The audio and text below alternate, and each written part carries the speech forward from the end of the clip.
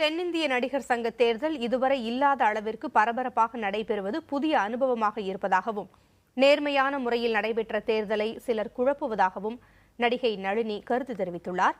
இது தொடர்பாக அவரிடம் நமது செய்தியாளர் தேவப்பிரிய நிகழ்த்திய நேர்காணலை இப்பொழுது பார்க்கலாம். நடிகர் சங்க தேர்தல் தற்போது நடைபெற்று வரும் நிலையில் அதில் பல்வேறு விதமான சர்ச்சைக்குரிய தகவல்கள் வெளிவந்து கொண்டிருக்கின்றன. இந்நிலையில் நடிகை நளினி அவர்கள் நம்முடன் இருக்கிறார். அவரிடம் பேசலாம்.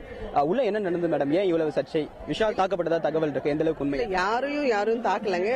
ரொம்ப கிளம்சி ஆயிடுச்சு அங்க, அவ்வளவுதானே ஒழிய மற்றபடி ஒரு பிரச்சனையும் கிடையாது. அந்த கும்பல்ல ஒருத்தர் மேல ஒருத்தர் அவங்களா பழி சொல்லிட்டு பிரச்சனை வந்துருச்சு, அவ்வளவுதான். மற்றபடி தாக்குறதெல்லாம் ஒண்ணுமே இல்லை.